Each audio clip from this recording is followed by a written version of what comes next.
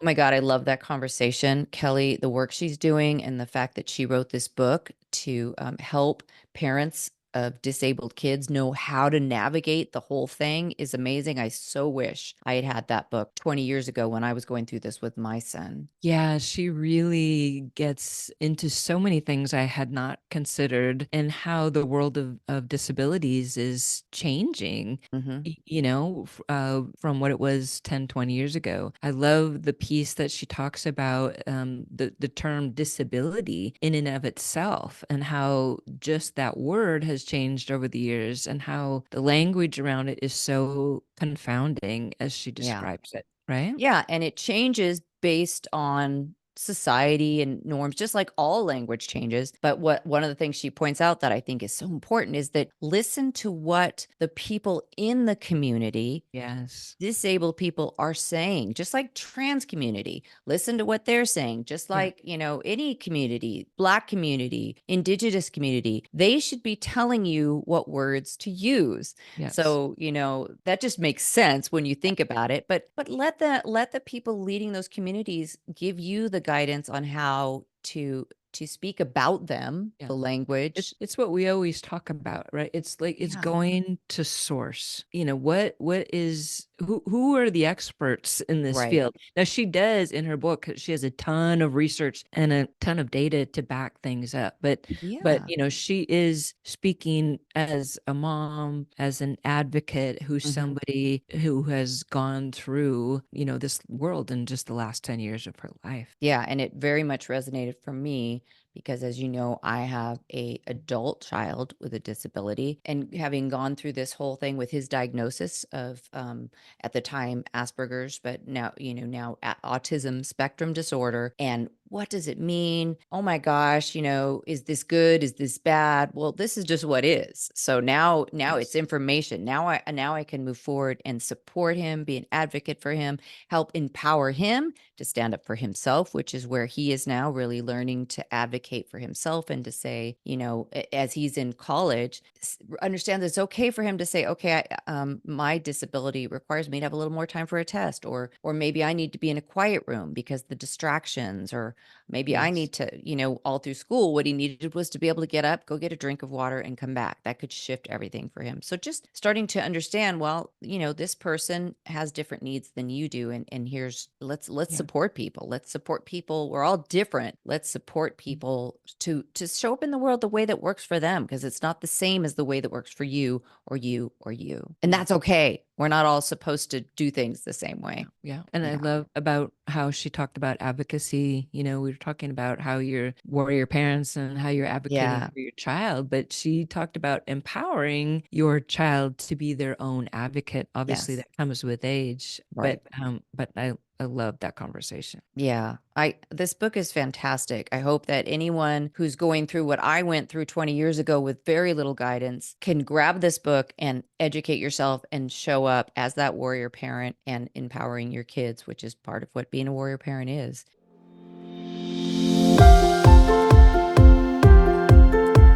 The world is a lot right now. Are you feeling it? We all need new tools to help us walk through the chaos with grace, ease, and compassion for each other and for ourselves.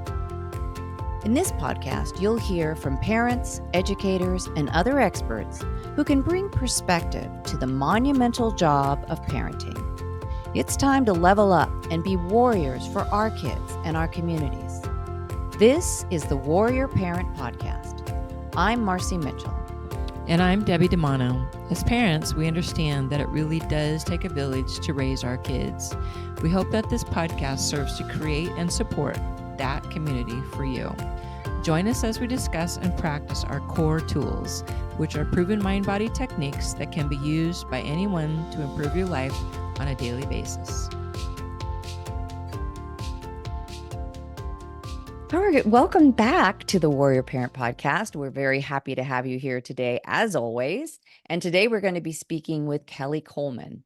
She is a feature film development executive turned author and advocate for parent, caregivers, and individuals with disabilities.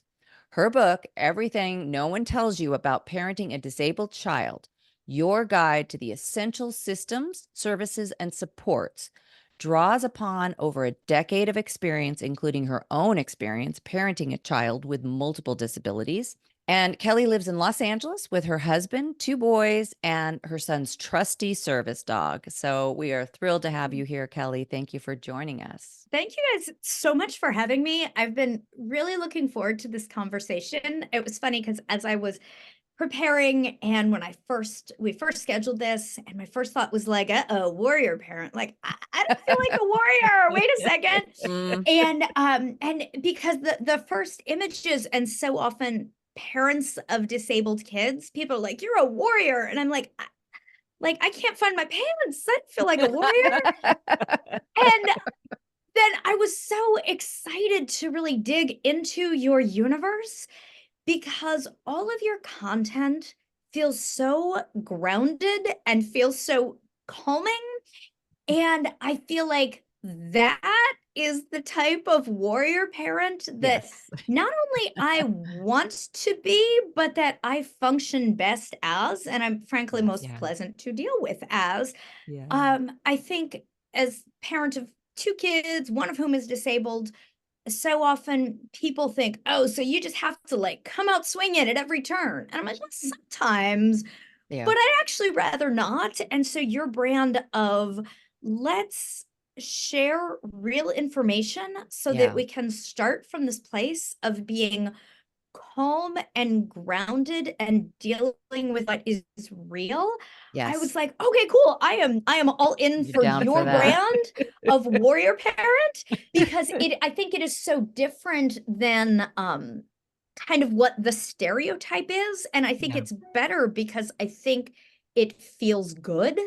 And so often in parenting, and especially parenting that requires a lot of sometimes literal heavy lifting, like in my case, there's this expectation that we're always on and screaming from the hilltops and swinging. And I'm just tired and I want to be grounded and I want to be calm. And so I'm so excited to like, you guys are going to help me be grounded and calm today, right? No pressure. Yeah, we're down for that. It's funny you say that because when we were coming up with the name for the podcast, word came up and I had these mixed feelings because for one thing, you may or may not know, I'm an Army veteran. Yes. And so part of me is like, oh, warrior, like, but not on constantly in battle kind of warrior. Like in reality, the veterans and the people I served with, we're not about going to war because we want to come up with better solutions, but it's like you're ready to do battle when you're needed. So I'm glad you explained it's not about fight. It's about we're here, we're grounded, we're going to do what needs to do, but we don't want to live in that place. We want to be in a peaceful, cooperative, community loving space. So and that you can say that coming from the place of actual military experience of we are serving one another so we can come up with better ways. I'm like, you guys are my people. This is great. All right. I love it. Like that. So thank you guys. I'm super excited for all of your stuff. Well, I don't know if we've ever had anyone give a true explanation of a warrior parent, but that's it. And, I think with all the noise and all the nonsense going on in the world right now, we're sort of feeling like if we can all get to a more grounded spot, we can probably turn the temperature down on the planet just a little bit, just a little bit. Right. Please. Oh my goodness. And so from all the things that we have learned, Marci and I are coming up on a year of podcasts now. And so we're going to do a special 1 year. And what we've learned from all of you is remarkable. Right. And it's amazing, from Marci and I being these older parents, right, and learning things a certain way. And then I imagine your generation below us and then the generations below that. And your kids are a lot younger. Mine are in their 30s. I got 60 coming up here.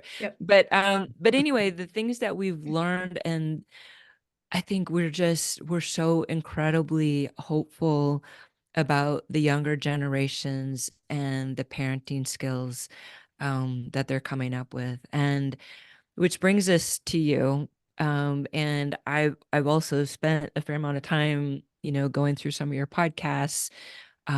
Your book is amazing. It's Thank you. refreshing. Mm. It's it's I think some people would maybe call it like a manual, like, oh, okay, well, she got it all figured out. The fact is, this Nothing whole figured. no, the older we get, the less we know, actually. Yeah. And so what you're doing is you've seen an evolution of this, I think, because and I really want to get into this, and it's really about the language that you're so passionate about. And with that language, it's gone from, I think, maybe started with disability, and then we've moved to special needs. Hmm. Like, I sort of actually learned in the disability and not really even understanding much of the special needs. And now you've Hmm. continued on to bring it full circle, and Yes. back Yeah. to disability, back to awareness. So talk about the language and how confounding it is. And Yes. we're all going through all these language changes right Yeah. now. And Hmm. I feel like I really want to understand this. This is important. So Yes. Thank you so much for jumping in with that and bringing it up. You are so right that language is always evolving, and it's not Hmm. just unique to this moment in time. It is always, and there will be language that is in this book now that a decade from now I'll look back and be like, "Whoa, I can't believe I said that." yeah. So we need to give ourselves all the grace in any type of language and identity and everything Yes. to say, I'm using this today. Language has evolved. Language will continue to evolve. Yes, it will. And we can make the choice to evolve with it or to just remain stuck. And Right. the way that I have chosen to evolve with language is by actively seeking out people with the firsthand real life experience. Yes. Yes. Yes. Yes. And everyone needs to go back and listen to your episode with Michelle Lee Steiner and talking about Mm. her own disabilities and Yes. learning disabilities and experience. So many of us, including me, for years, are learning about disability and getting the language and information and fear and, oh, isn't this scary? It's not scary. Um, from Mhm. people who are not disabled. Yes. So Yes. we are just going to get it wrong, wrong, wrong.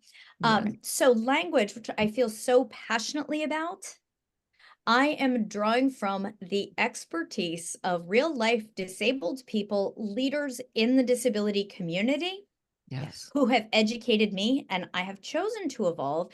You're absolutely right that I grew up with special needs. Don't say the word disability. Yeah. That's a negative. We can't say that. But Right. by not saying it, we're implying that it is inherently negative. Yep. And that's super yucky because I have a kid who is absolutely disabled. And like, he's not yucky, like, he's awesome and He's hilarious. amazing. Yes. Um, so we need to use the word disability. It is what has been chosen by the disability community. It is the word that is used in law. For example, the Americans with Disabilities Act, which was only passed in 1990. And so we were Wait, all wait. around and What? Like 1990? 19, Yeah. like that is the year the movie Home Alone came out. Like it is Oh, Yeah. not that, right? That No. gives you oh, some context. oh, Right. yes. Yeah. Yeah. And it was passed and pushed through and fought for by disabled leaders who Yeah. are and should be leading disability movement and legislation. Yes. And saying my kid is special or differently abled or whatever euphemism somebody's coming up with Yeah. Yeah. doesn't give them any protections under law. Yeah. And it is just like, I'm going to not say disabled because that's negative. Right. But if Right. we all can listen to and follow actual disabled leaders and use the language, and for me, it was hard to make the shift because I had come up with one set of words and now I'm using a Mhm. different set, which Mhm. takes effort. Yeah. And if it matters to me to honor the people with the lived experience, including my son, who is a 10-year-old dude. Like right now, he doesn't care. He wants to like watch airplanes and go swimming and chase his brother. Yeah. But honoring the person he will become. He is not going to be a child forever. I have never spoken with an adult with disabilities who said, "Oh, I prefer special needs." No, they say that's infantilizing. And it's coming from well-meaning parents who Right. are scared of all of the stuff. And some of the stuff is really scary. Seizures in our house, real scary. There's Oh, a yeah. lot that is um an enormous thing that you are trying to wrap your head around. But we can start by learning about disability from disabled people and Yeah. following their lead, because wow, that makes this so not scary. It Yes. connects you to this community. And I am not someone who is disabled. I am coming into the community as an ally by way of my son Yeah. and confronting just how much ignorance I had as we were Yeah. launching into this when he was only an infant. And when you're coming from this place of ignorance and feeling totally inadequate and not getting information from people with the experience, of Yeah. course it's scary because we are just making Yeah. stuff up and it is just getting it wrong at every turn. Yeah. And I just made it so much harder on myself. And just saying disabled really lets the air out of the balloon of like, Yes. oh, that's just part of who he is. It's not Yeah. Right. positive, it's not negative, it just is. Yeah. Right. And that's okay. I Yes. love that you said that because like you say, it's like when you keep things in the shadows, that's where they're scary. But when you speak it and bring it out into the sunlight, it's Mhm. like, oh, okay, that's just, we're all different. So this is Mhm. just their way of difference. And there are things in our society that don't support them. And so we need to be wary of that and be aware of that. And then the other thing is, like Maya Angelou said, when we know better, we do better. So get informed. Don't be like when people are always talking about, oh, politically correct, like it's the worst thing. What we're really talking about is using language that doesn't harm people. And so when you Yes. learn more about it, then why wouldn't you shift? If you've been, I always said it this way, it was good enough for, no, Yeah. if you always Mhm. said it and maybe it was harming people, making them feel lesser, closing them out of conversations, Mhm. why not change? Like let's be Yeah. better. Let's keep growing and learning. And it's not, that's not a bad thing to Mhm. grow and learn and be kind to people, because that's what everyone will do for the most part, one-on-one with a human. But when Yes. you're just ranting and raging about political correctness or this or that, you take the humanity out of it. Yeah. Yes. Oh my goodness. And there's so much humanity that can very easily be taken out of Yeah. disability and being disabled Yeah. when we are at this arm's length distance. But the reality is that a quarter of adults in the United States are disabled. 1 in 6 children will be diagnosed with a developmental disorder, or developmental disability. 1 in 33 babies will be born with a birth defect. I hate the word defect, but that's the CDC, so I'll use that word. Disability is everywhere. And it's so easy because there's such a fear, because any of us could become disabled at any time. And if we all live to an old enough age, we will. Yeah. There's this fear and weird cloud of like, oh, that could happen. That I think people really distance themselves, or they do this pandering thing of like, your kid's a superhero. And like, he is 10-year-old and laughing at farts. Like, Yeah. Yeah. he's not looking to He's be your just a kid. inspiration. Yeah. He just Yeah. wants to Yeah. go to 4th grade. Yes. There's a woman, I don't know if you listen to this podcast. It was one of our very first podcasts. She runs a nonprofit up here. Excuse me. It's called ATOU, a touch of know this one. understanding. It's Ooh. called. Oh my God, they do the Yeah. most beautiful work. But you're talking about that, about people not understanding or not participating and thinking it's scary or weird. But what she does is she goes into the school with the kids with disabilities, or brings other kids into the school with disabilities, and then they engage in these projects together, and they understand how to push another child around in a wheelchair, or they do all these things. And oh my gosh, she can tell you Yeah. these stories about these kids who have grown up with this nonprofit in their schools and now become a different human being as Right. an Yes. They have the adult. awareness around what it's like for someone Yes. else, and they're telling their parents, "Hey, dad, don't leave that bag there, because if someone comes through with a wheelchair, they're not going to be," like, just stuff like that Yes. suddenly is in their awareness, and now they're teaching their parents. That's beautiful.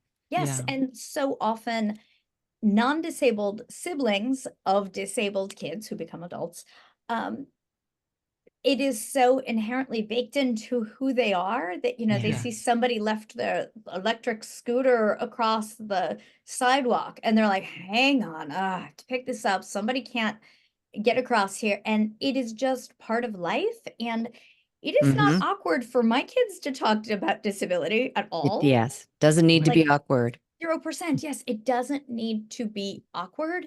Love that. And by us just digging into all of our own inadequacies and awkward and everything, like, we're just Yeah. making it so much harder on ourselves. And Yeah. we should all be so lucky as to learn from someone who has a different life experience than we do. Yeah. Yeah. Yes.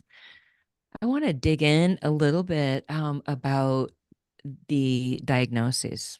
Mhm, And I know your son has several diagnoses and is still undiagnosed around mhm, and some of his disabilities. But I want to hear you talk about that process, mhm. because there's so much nonsense about that Yes. process right now. So tell us a little bit about you and what you went through in getting your diagnosis. Yes, and I love not only that you're asking about this, but that we're just laughing about the nonsense, to be able to have a conversation where we can laugh and just not be so serious and earnest all the time. And Yeah. like, it's cool. Like, they're kids, they're funny. This is life. Um, and yeah, this is just life. And when we don't give our permission themselves to laugh at the nonsense, it really makes it feel so heavy, which it did for so many years Mhm. because we didn't know what was going on.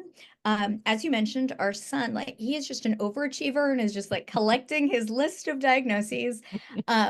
Which, as you mentioned, he's just like, cool, I'll just check all those boxes. Yeah. So our son Aaron, who is amazing and hilarious, um, he, as you mentioned, has a yet undiagnosed genetic syndrome. We've done literally every test science has available, and Mm. so far nothing.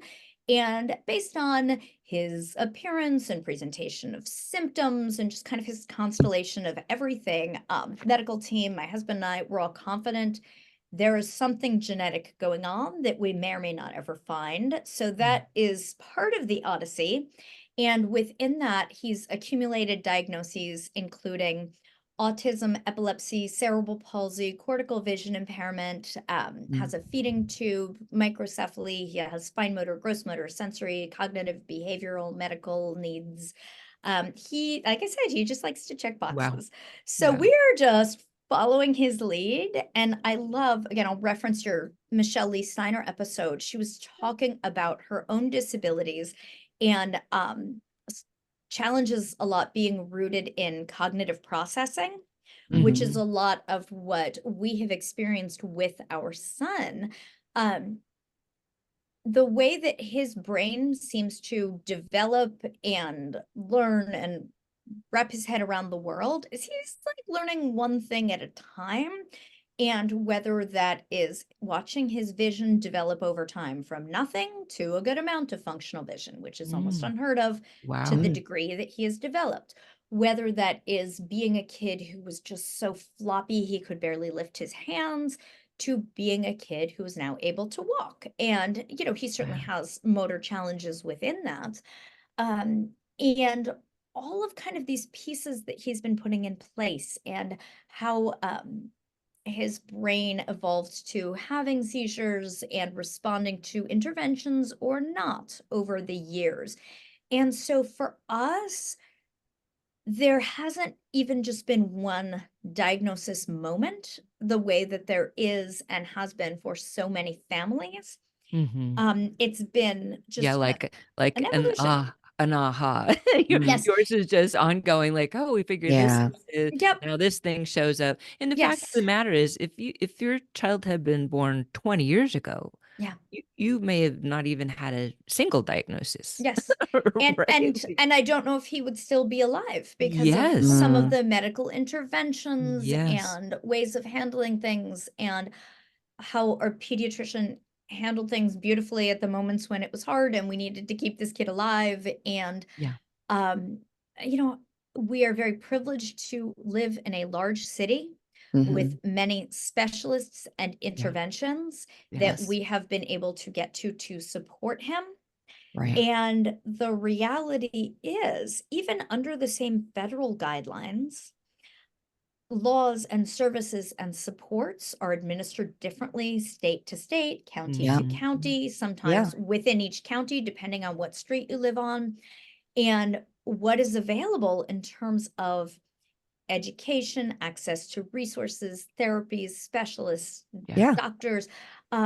It does vary wildly. And so parents really do need to radically share information and to connect with Yes. people, not just Yeah. within a diagnosis or within an age group, but also within your local area, because Mhm. my area might define disability differently than yours. And Mhm. therefore, our access to services can be very different. And Yeah. we need to know what we are able to fight for and what even exists. Right. And man, that is just a lot to figure out. When you're talking about nonsense, I'm like, can we just like circle the word paperwork and just say Yeah. nonsense Yeah. right here? Right? Yes. Yes. Yeah, and I gotta say, that's where your book, and I've got my copy here, comes Woo! in, Thank yes, you. as a parent of Mhm. a child with disability and who is no longer a child. And so Debbie was saying, 20 years ago, my son just celebrated his 27th birthday. Mhm, And when I think about back to, we did have kind of an aha moment, but it was after a lot of testing and mhm, different things. And like so much of what you said was resonating for me because when my son he started school in Virginia, mhm, Northern Virginia, very high income area with a lot of mhm. money in the school district, a lot of bureaucracy. And so Yep. it was his first grade teacher that said, something's going on here, Mhm, and submitted him mhm, for the testing.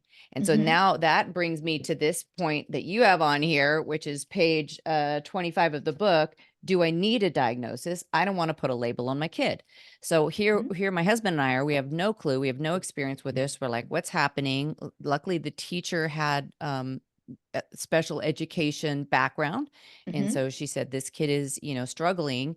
They brought in all kinds of resources to test him and mhm, to different people doing different tests, all these things. And again, we're just okay, yes, absolutely, do that. Then we come into this meeting with the head of special education in that district, and his teacher, and the principal, and whatever. My first IEP, pre-IEP, mhm, and the person from the county just is talking this and this, and we tested this and this, and basically your child doesn't fit into any of these categories, so no disability.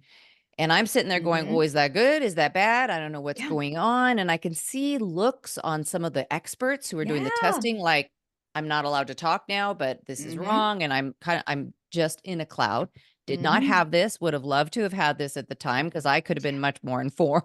Mhm, But then after we get this report and this final, like, okay, does not qualify, the teacher, his teacher wrote a very passionate letter that I disagree with this judgment. This kid's going to fall through the cracks. He needs help. mhm, And now I'm like, oh, you know, this isn't good that he doesn't qualify. It doesn't mean he's okay. It just means that he didn't fit into their box and there's something going mhm. on.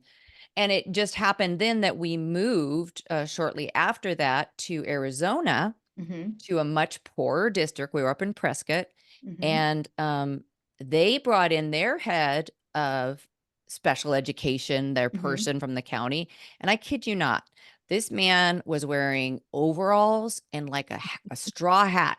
I do love not think I'm him. making that up. I have such a strong memory of it. And we talked and we were like, here's what's been happening. And he had already started school and there were problems, of course. And he's in 4th grade now. And the guy's like, well, looks like he needs some help. We'll get him some help. So just the different level of the bureaucracy. And then, they brought in an aide, and so things that were helpful, we still didn't really know what's going on. Like, why does he go under his chair and color on his hands with a Sharpie, when he's overwhelmed? And then we moved again.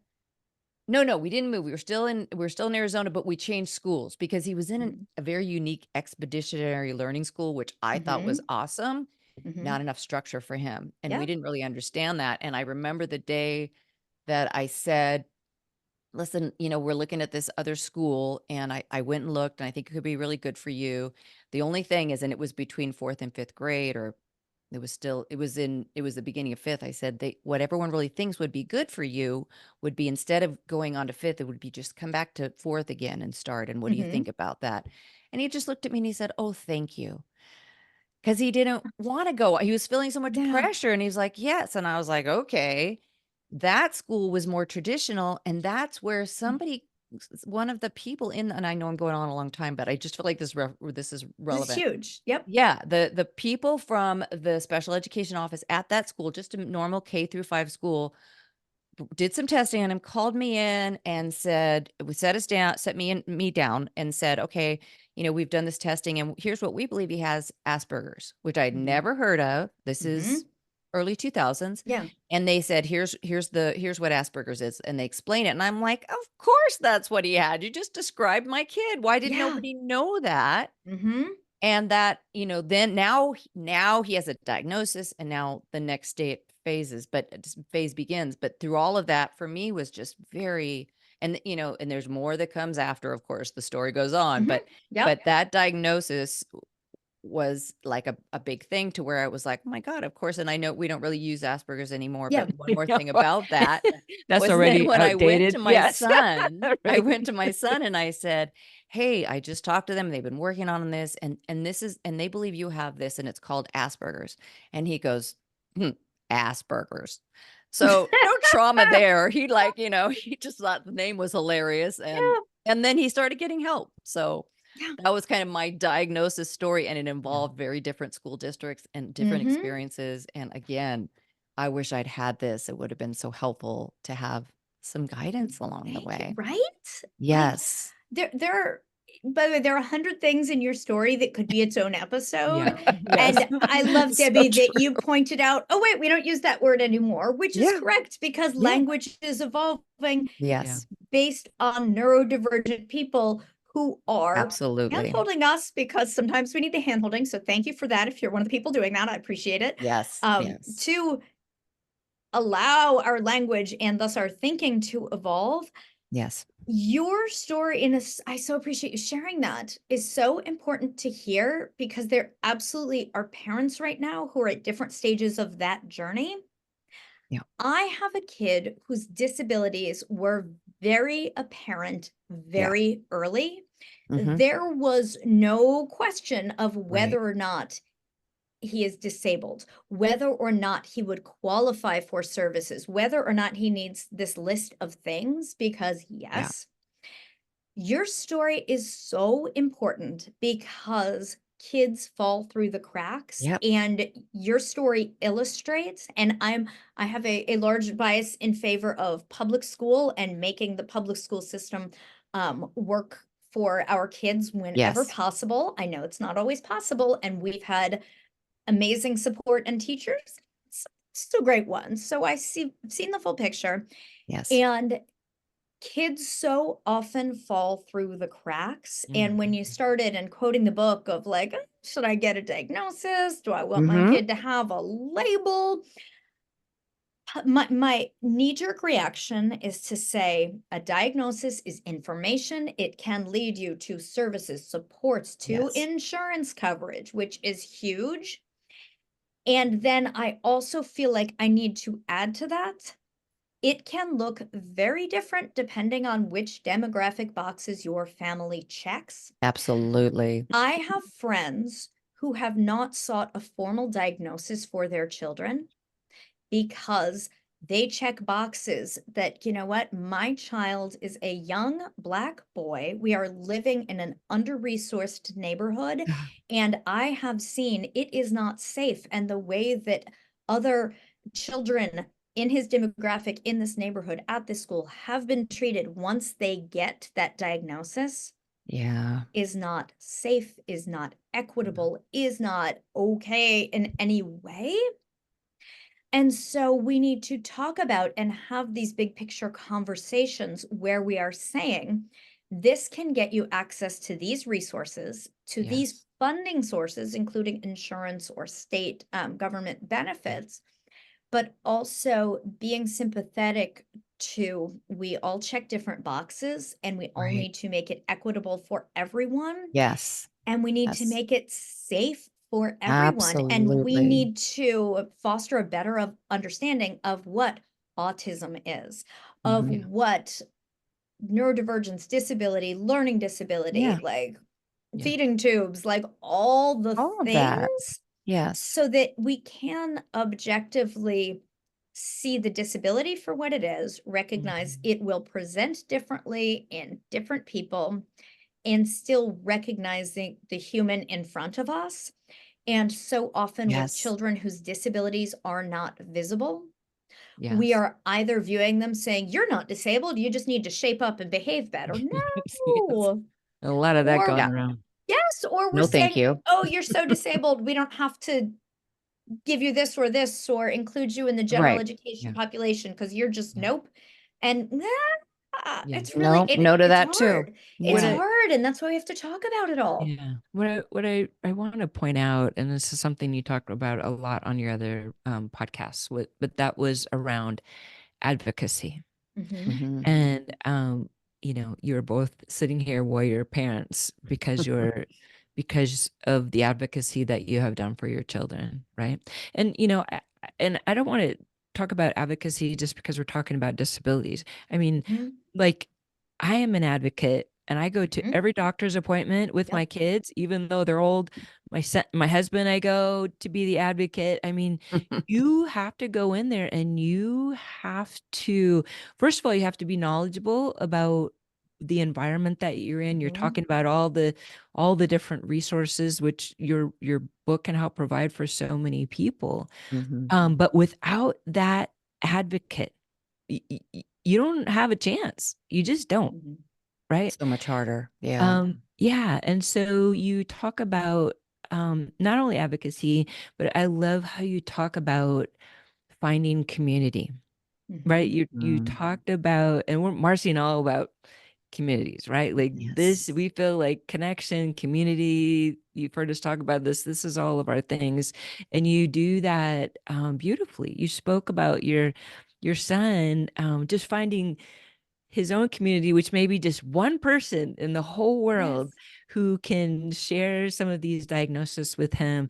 And that one person for that child can be everything, right? It's Yeah. Mhm. that's what's most important about being a human being is being Mhm. connected, about being in community.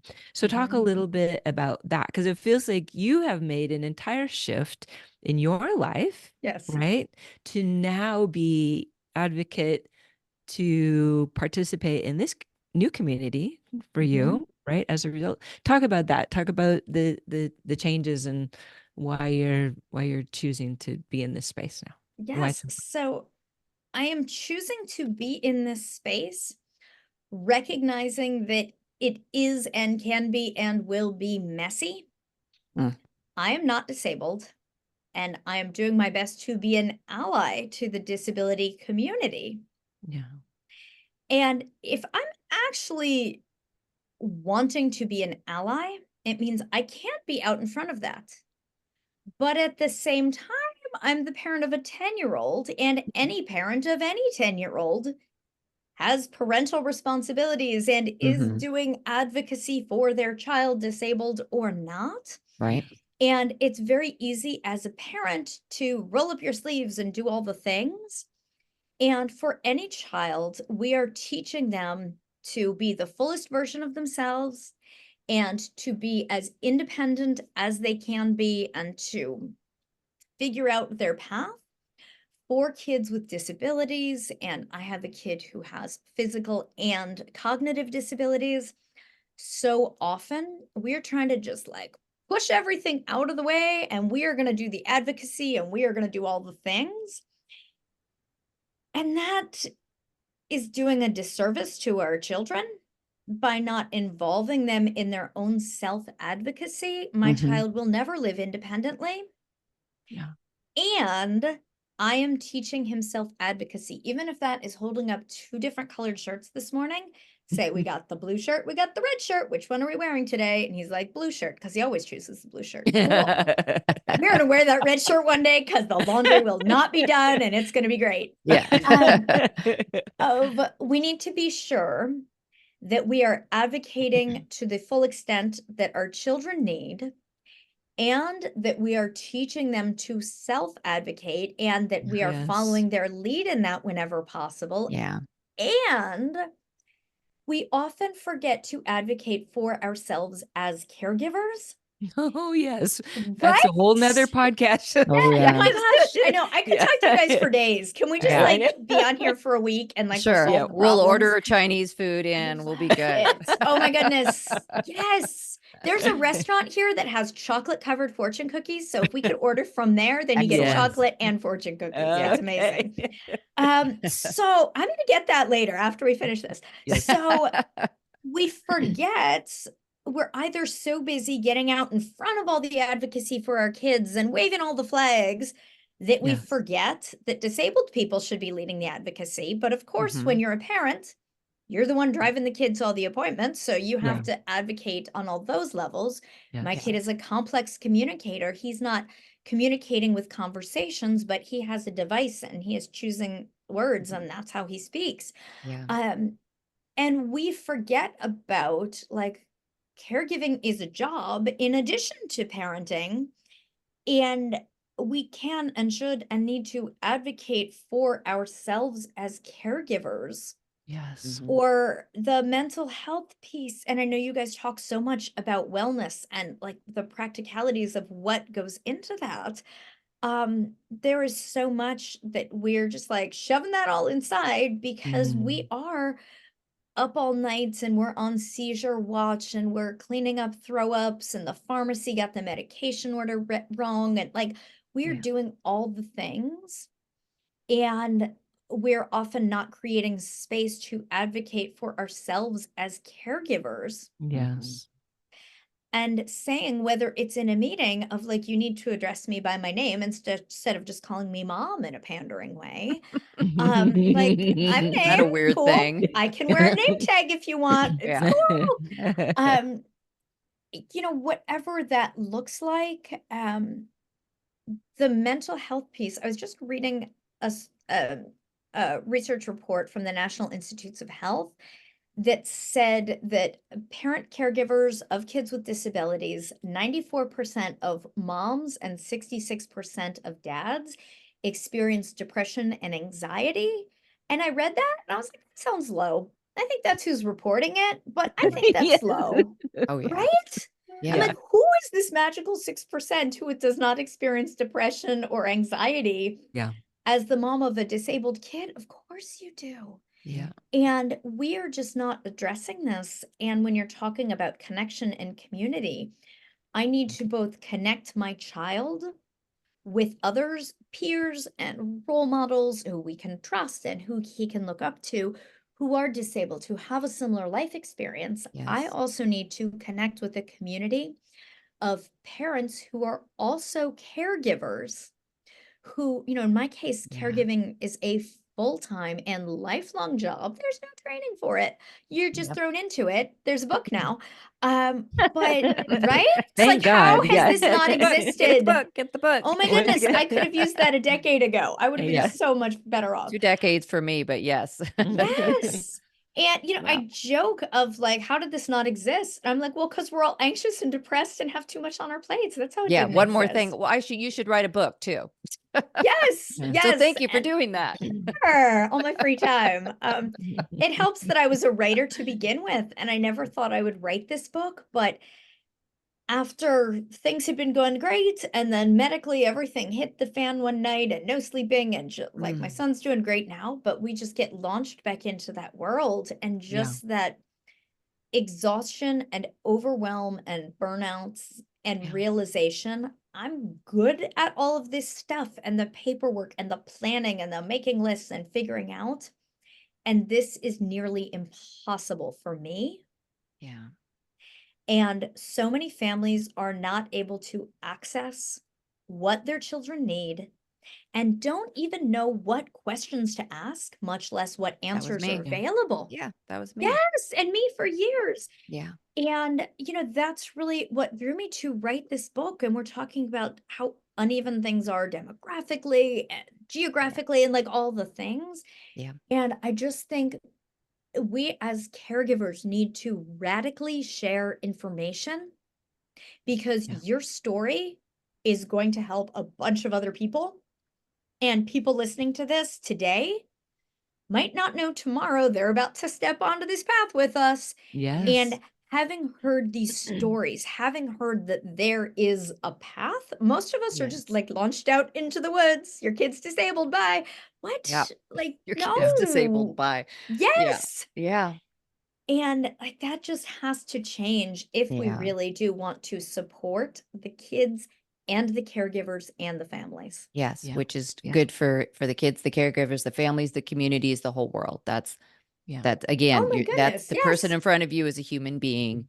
Yes. Let's see that. Yes. Oh my goodness. Thank goodness for a podcast, right? Thank And goodness for we're definitely going to podcasts. have Kelly Yeah. back because there's so Oh my much more to goodness. cover. I And know, I do want to I give people know. steps and all this good information because boy, it would have been so nice to have. Yes, and I could talk to you guys all day. And again, coming from the place of your podcast feels so grounding Mm, because it feels like, oh, here's information that I can take and learning that I can digest that makes this easier for me. And it's not, Mm. here's what you have to do and beat down these doors and like Mm. come in swinging. It's educate yourself, learn what works for you, Yeah. and then know that you can actually do those things, which is exactly where Yes. I'm coming from because entering into this world does not feel calm and it does not grounded because we were just launched out into the woods. Yeah. And like, of course, you think there are a lot of wolves out there in the woods that are just going to like eat your face off. Yeah. For that horrible metaphor, but there you go. So of course where Very did that graphic. come from, right? Okay, never do that one again. Yeah. But of course we're afraid, and just connecting with grounding resources that are real Yeah. makes us feel not so afraid.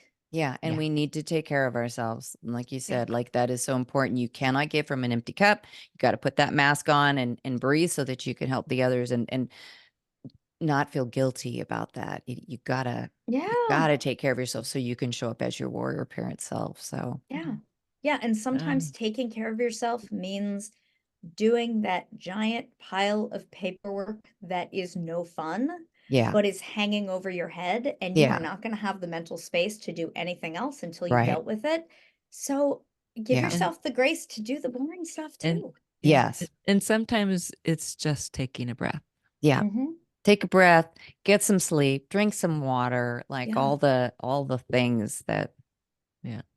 All right. We need to know how to get the book so that everybody out there who's now like the book, where do I get the book? Tell us Yes. about how to get the book, how to reach you, how to all your places for more information. Yes, so the book is available through all booksellers, Amazon, Target, Barnes and Noble, and through your local independent bookseller. And it's called Everything No One Tells You About Parenting a Disabled Child. And my website has more info on me in the book and otherwise. and it's kelleycoleman.com. That's KELLEY Coleman.com.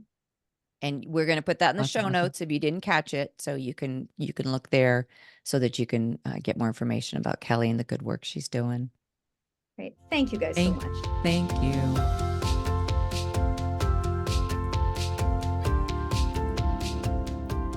And now for your core mental health break. This is your opportunity to take a moment to support your mental wellness, your peace of mind, your ease and grace. Our Core Tools platform consists of a number of proven tools and techniques that are designed to reduce stress, anxiety, and overwhelm, in spite of whatever's going on in your world. We suggest you schedule a mental health break every day. It doesn't have to be elaborate or time-consuming. Set your alarm to take a deep breath a few times a day. You deserve it, and it matters. Today, let's try some sound healing by means of this binaural music. Put on your headphones if you can. Take a breath. Relax. Maybe close your eyes and just listen.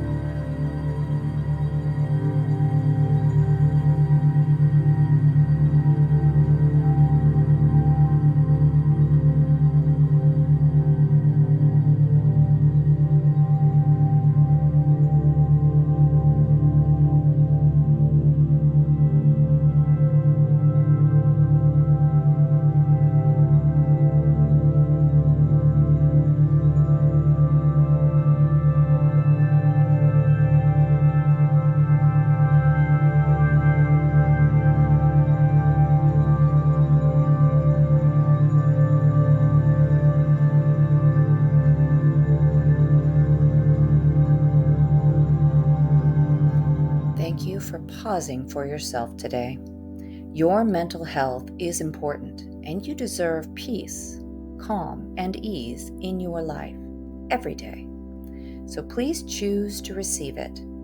It is always available right at your center, your heart, your core. Stay well, friends.